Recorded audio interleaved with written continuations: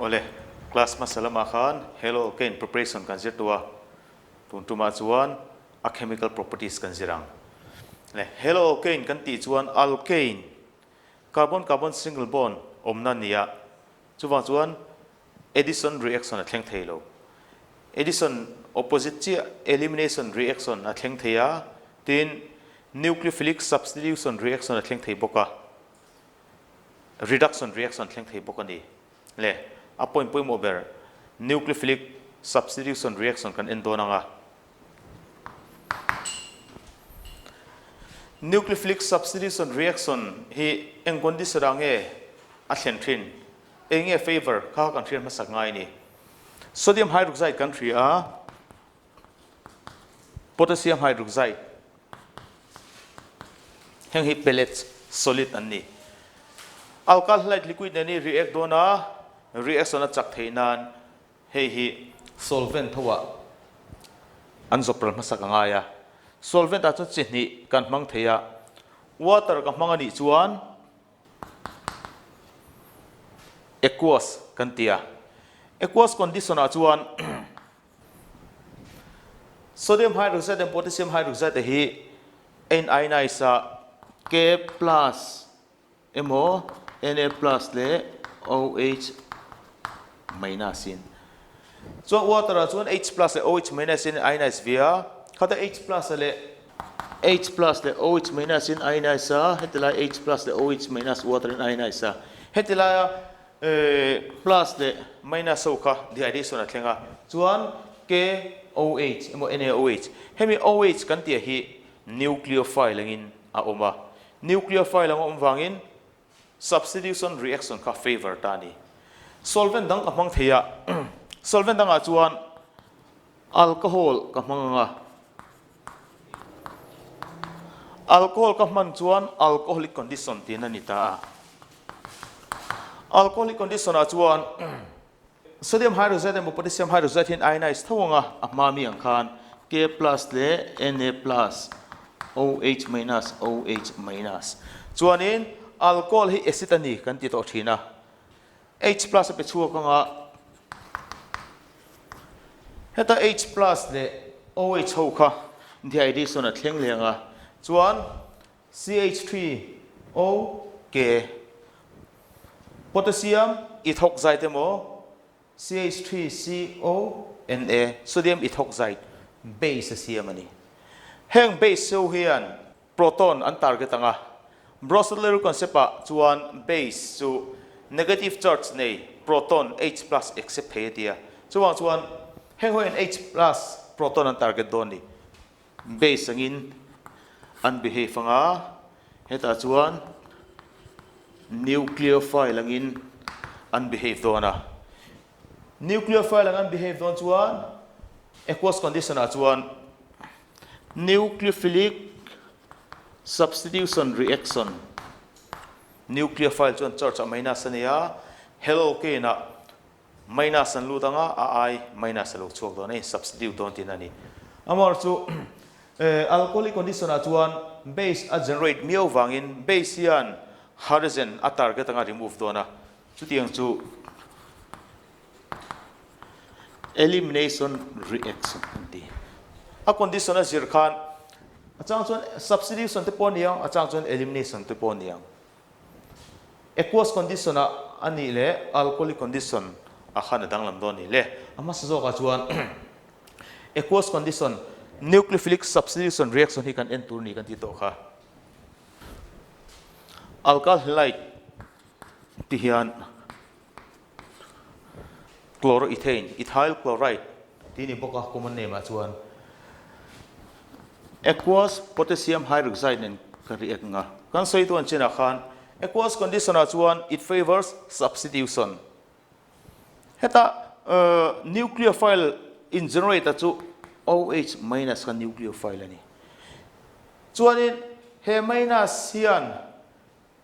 he ethyl chloride minus hi a replace dona enge replace berang plus masalama kan sei tuwa hey single bond ani strong sigma bond ani hey single bond ani boka strong sigma bond amar to strong sigma bond ro khan stronger bond like weaker bond kan ti to a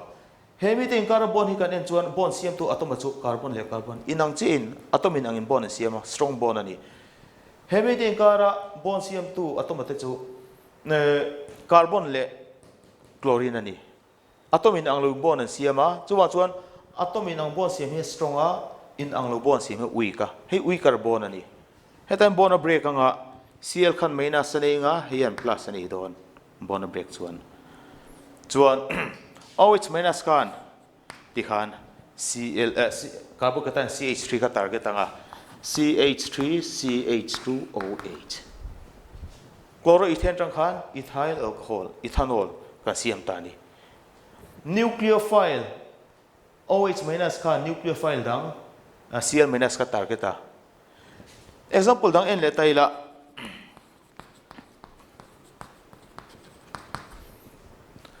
N-propyl alcohol 1 propanol N-propyl alcohol kan ti chuan common name ka sena nia IUP cinema chuan 1 propanol ni aqueous condition a potassium hydrogen ka react le anga ahmami ang step ang che ka ti don ani chuan N-propyl chloride ania common name chuan IUP cinema chuan 1 chloropropane ani aqueous potassium hydrogen ka react le dona ethyl chloride ang chi reaction ka proceed chuan heta nucleophile in generate through chu hydroxyl ion OH minus ania chuan strong sigma bond hian atom in ang che carbon le carbon in bond siama stronger carbon le carbon ten carbon ni stronger carbon le halogen in ang lo bond hi a weak ta heta na break nga he minus ania plus ani chuan he hydroxyl ion hian carbocation akhan alo ri ekanga N-propyl alcohol mo 1 propanol kan nei to amar chu hemi product hi adik talo ni he reaction hi SN1 thua in proceed ani wangin intermediate step ani dona hetinga bona break che hian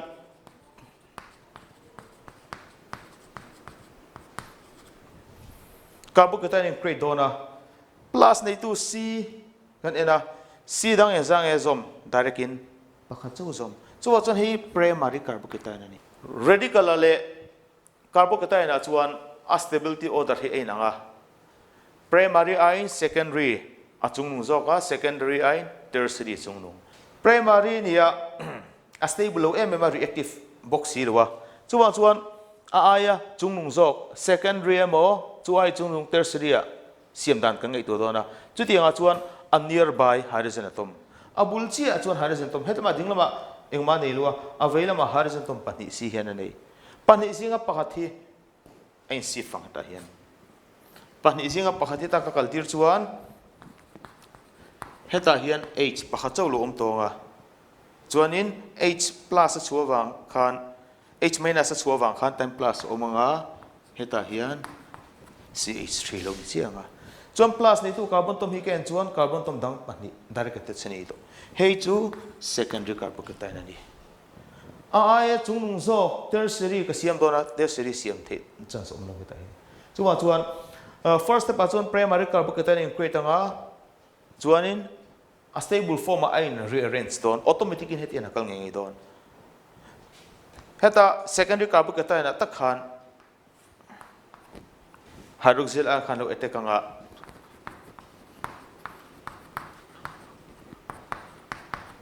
isopropyl alcohol mo 2 propanol kha product dik zokalo CM don ani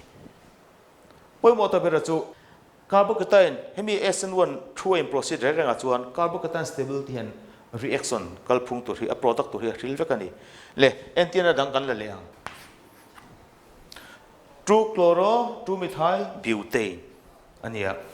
aqueous condition a chuan nucleophile in generate dona hydroxyl ion hi ni kan tia he nucleophile hian nucleophile vek minus neih replace to razong dona single bond vekania carbon le carbon bond carbon le carbon carbon le carbon carbon le carbon a strong vek carbon le chlorine bond in ka hi weak ka heta hian bond break don bond break che khan Cl khan minus aneinga heta carbon khan plus nei don tin ani carbocation in siam don intermediate step a chuan he carbocation hi kan ena carbon tom dang en zange zoma nei helama pakhata neya veilama nei boka patni nei chuan chun secondary carbocation in siam secondary carbocation ai chungnu zo ka chu tertiary nia ai siam theidong lo kan en sina le khati ga siam tu chuan a nearby pui mo kan ti kha a nearby abul na ya chuan dinglama hei oma veilama hei oma ni a dinglam pangmi kan hna sanga hydrogen atom hi hetain lo sonani chuan CH2 lo ni tonga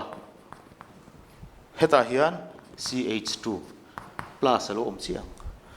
plus nei tu C khan direct attachment C pakhat chau nei primary carbocation ani secondary carbocation ai po stable lo zok reactive lo zok ani wangin hetami chain shift don lo hetiang chuan om don lo le nearby dang kan en liang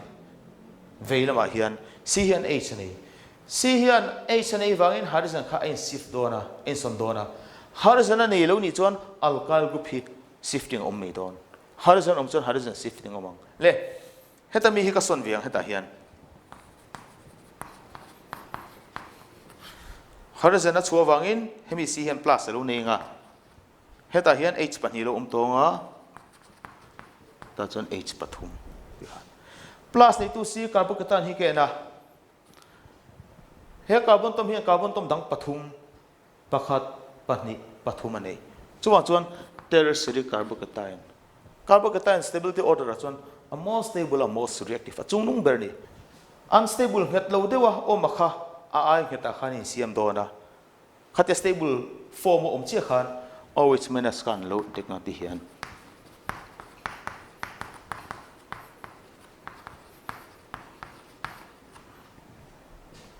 2-methyl 2-butanol alo siam don ani kha carbocation stability order poi mon ania khatinga kan ti lowa nucleophile hian a nucleophile om phrim chloride ani ka replace to pani chuan heta hian OH om dona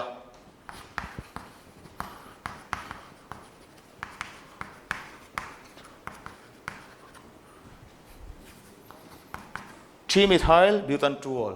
he chu product dik ani talwa 2-methyl butanol hi product dik ani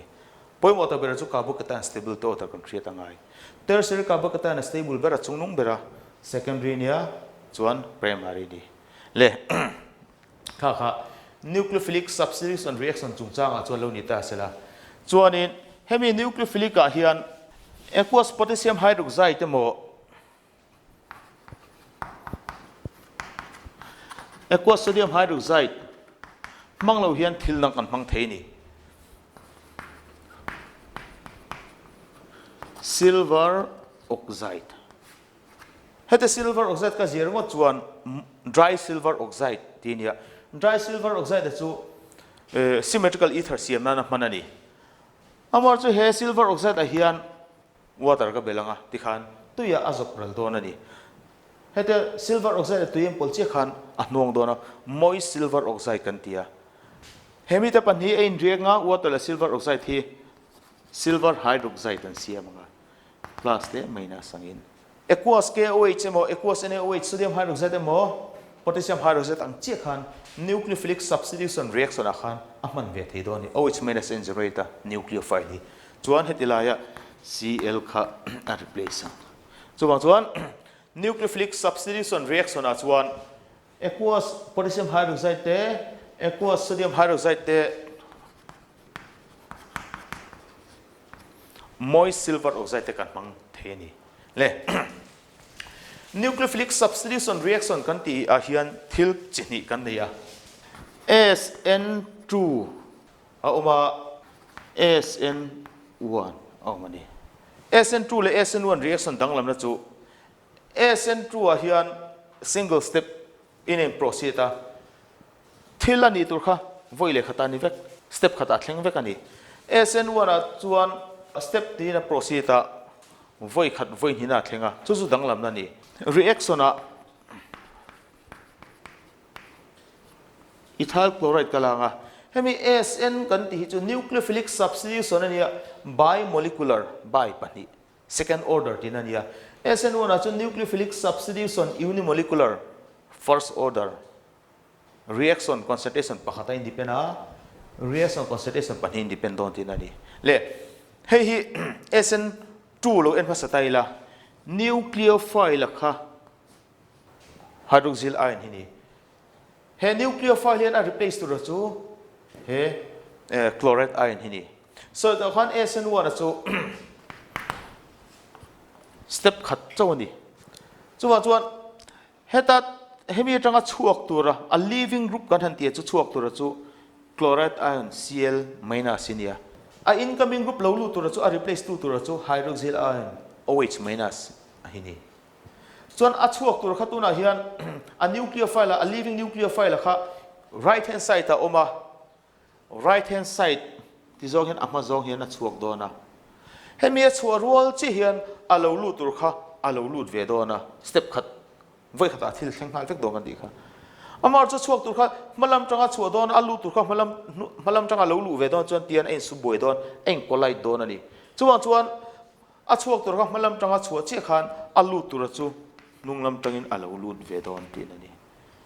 the leaving group leaves from the front side and the incoming group attack from the back side step ni chu ni sela SN1 anga chuan a chuak tur a chuak fel a lu tur kha lo lut chawang amar chu step khata thil thleng ani wangin a chuak tur a chhuah rual chi hian a lu tur lo lu ta a chuak tur chhuah na lam tanga lu tur lo lu chuan ein su boi dona chuan a chuak tur chhuah lo na lam tangin a lo lut don tin ani chu nunglam tang lo lu ta back side attack tinia le hetian a intermediate step kan siamanga CH2 nia hi CH2 chuan hei CH3 ni alu tur kha nunglam tang lo lut kan tia veilam tangin OH minus inia hei hi alu tur khania tian dash line in ka represent am chuanin a chuak tur kha Cl ania tian dash line thung ka represent heta hian a intermediate step a hian en mei chuan carbon hem bond panga neng de na langa carbon hem bond panga nei ngai lo pali ai tam nei thei lo pathum te pahni te chu nei theia bond puitlinga chu H pakhat dang le CH3 bond puitling taka chu pathum chu nei atira chuan carbon le halogen Cl ten kar hian bond om carbon le hydroxyl ion oxygen tum ten kar hian bond om ni lo a chuak tur kha a chuaka a bond kha break mek zel tin ania khati a break mek zel lai khan alu tur OH ne khan bond an siam ve mek zel hei bond breaking hei bond forming tin ani bond puitling ani lo chuanin a chuak tur a chhuah fel me chuan Cl kha alu tur kha OH minus kha lut fel dona nunglam tanga lut ani wangin nunglam a khan om dona back side effect ania a chuak tur kha tira chuan iding lama oma a thak tu a substitute tu OH minus kha nunglam tang lu wangin nunglam a lo om to veilama om to ein let don ni chu chuwa chu a configuration chu carbon tom bulvela ein arrange na chu nucleophile chu a reverse don ani inversion of configuration ani dinglama om thina kha a thak tu chu veilama lo om to chuanin single step ania alu rual che chuak tur chuak emo a chuak tur chu rual che lu tur lut ani wa khan alu tur kha a strong thoka dangai ni hei weak nucleophile ni sela a weak viau chuan a strong nucleophile kha a replace alu alan thei don lo lu alan tur chuan alu alan tu tur kha a strong thoka dangai chuan SN2 reaction renga chuan strong nucleophile hi chuan point pangana chuan SN2 reaction hi chu polar aprotic solvent hi kan mamo thina chu solvent a chu polar aprotic solvent polar compound chu kan thria a atom in anglo electronegativity in anglo inkara hian polarity chu exist thini aprotic kan ti chuan protic ni lo protic kan ti chuan proton hemi H+ pe chuak thei nia aprotic kan ti chuan H+ pe chuak ve thei lo le polar aprotic solvent chu engting ania entinan ethanol hi solvent ania carbon tetrachloride hi solvent ania benzene hi solvent ania acetone te hi solvent ania chuan heng solvent a hian carbon tetrachloride chu non polar solvent carbon tang hian bond pali na hi Cl ve kan di dipole moment na nei lo hi chu zero dipole moment chuan he alcoholic and chuan solvent ania acid ani kan ti to thina H plus pe chhuah plus emena serum theia polar H plus pe chhuah the wangin protic he chu polar protic solvent ani benzene hi C6H6 and 18 ma thelo non polar kan la don ta ni chuan he hi acetone ania acetone a chuan carbonyl group in heavy the C le double bond o in kar hen electrometric effect om outside attacking reagent awangin abul na hian electrophile or nucleophile omani chuan nucleophilic center le electrophilic center hi automatic in create dona amar chu bul na hian outside attacking reagent nucleophile electrophile hi omelo sela tian om rangam chu electrometric effect temporary effect kan ti khani impon isela acetone po solvent kan tia plus and minus ne hia polar chu di amar chu H plus a pe chuak thelo acid ani chuang lo chuan heng hi polar aprotic solvent kan tia tin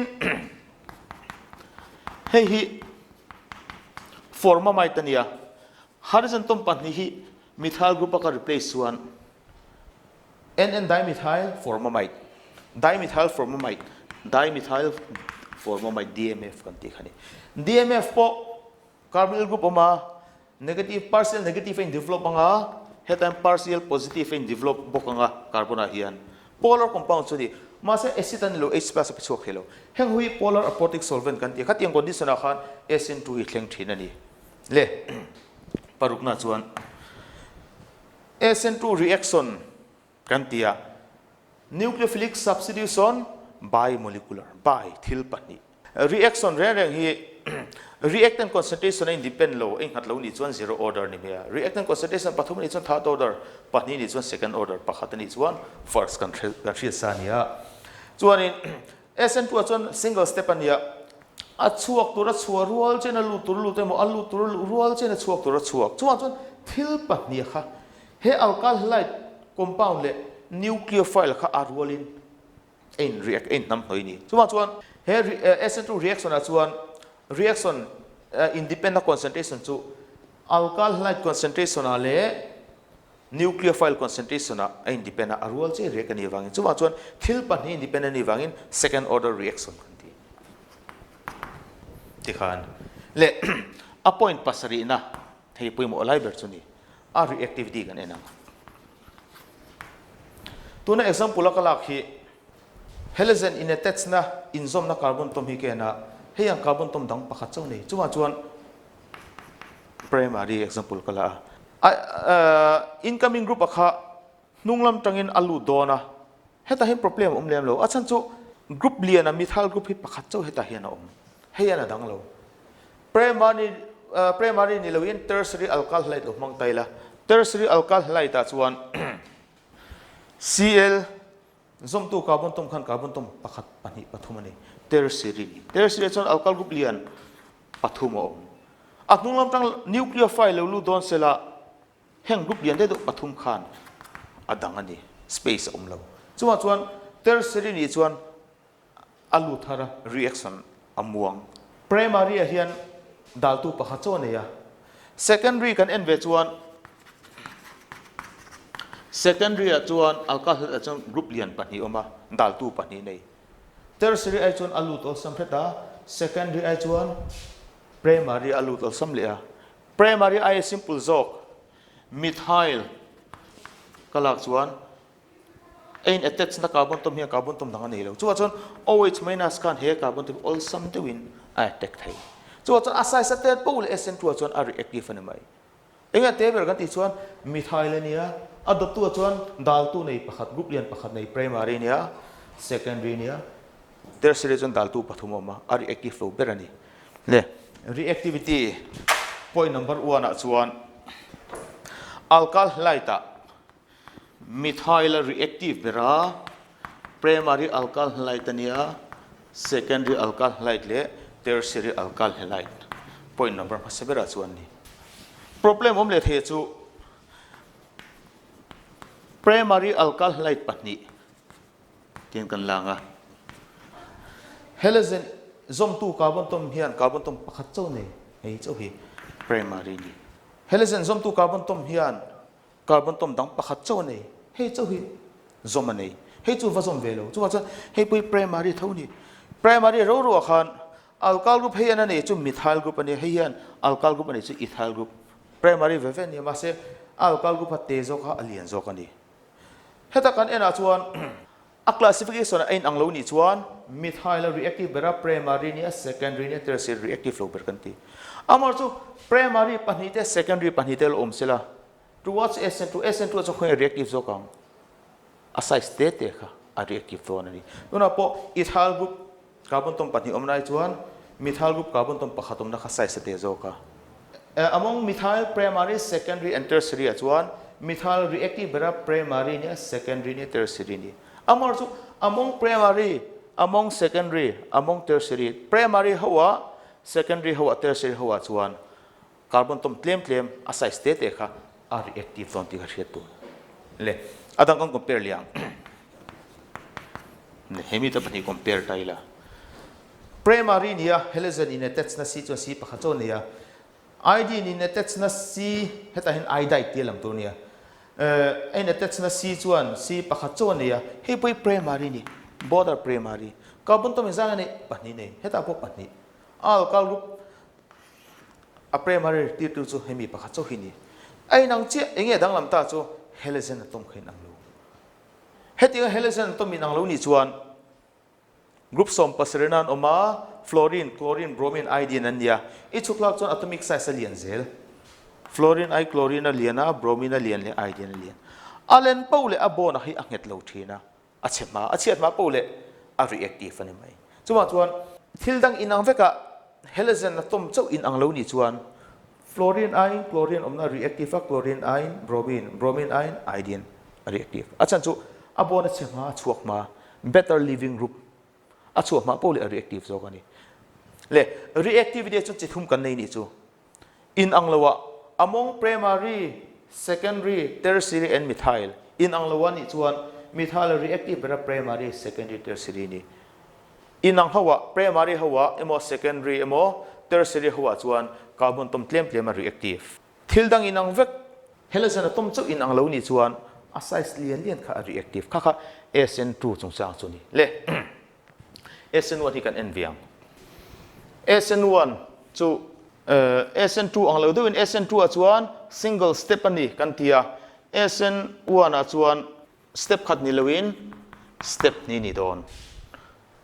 step khat na chuan nucleophile a chuan hydroxyl ion hi kan lata a hydroxyl ion hi kan lata a he hydroxyl ion hi nucleophile ani a replace tu chu chloride ion halogen khani mai SN2 a chuan a chuak tur a chuaran lut emo a lut tur rual chen a chuak tur a chuak a rual in thil thleng kan tia step khatani wangin SN1 a chuan step nin dona step khatna chuan a chuak tur a chuak fel chuanin a chuak tur a chuak fel nu a lut tur a lut ve chau a lut tur a lut phota a chuak tur a chuak ve khani theilo a lut tur a lut phot chuan carbon in bond panga nei dona bond panga nei thengai lo pathum chu nei thei chuan a chuak tur kha a chuak fel photang Cl ka chuak tur nia a chuak felanga Cl ka maina sanga chuan carbocation C+ in creatang chuan in alu tur nucleophile a chuan space ani ta di han a front side hi a all tua front side attack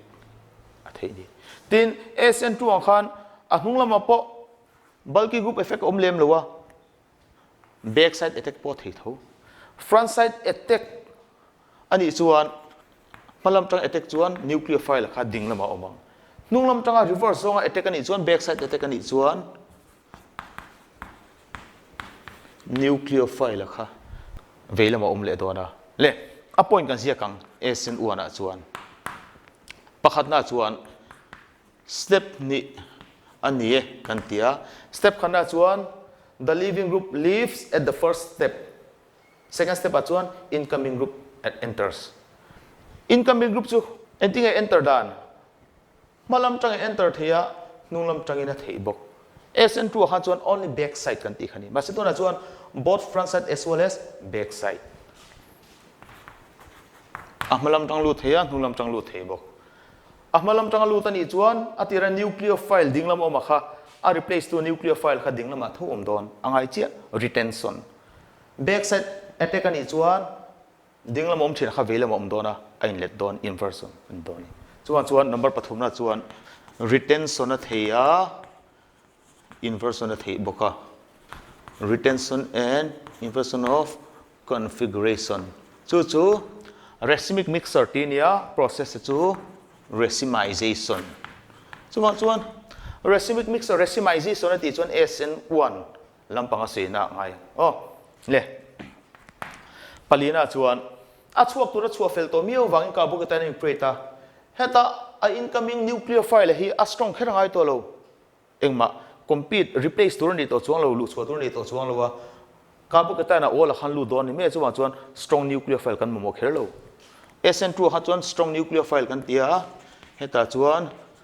weak nucleophile point reaction in proceed don le pangana chuan SN2 ha chuan polar aprotic solvent kan mo lain heta chuan polar protic solvent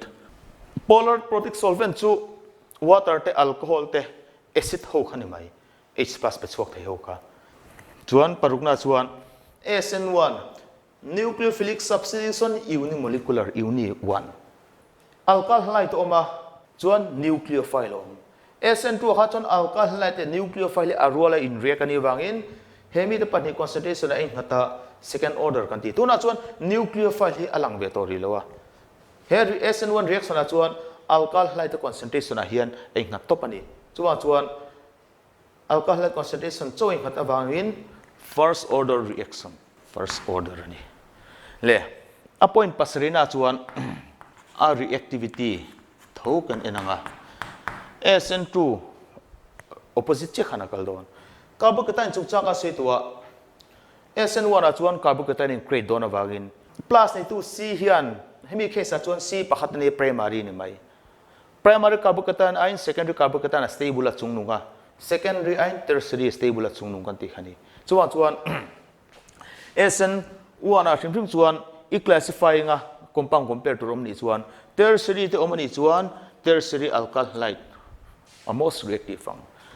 secondary carbocation te primary carbocation te na dotanga methyl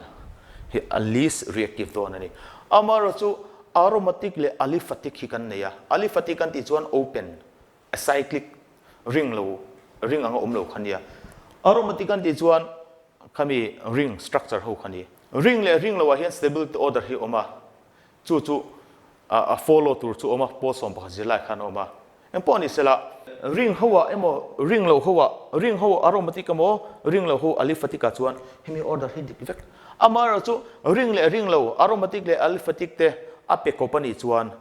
khami carbocation overall stability kha kan mangdon reaction depends upon the stability of carbocation ti khani mai ta chuan ole kha chemical property sakana zir thei chu ni ta a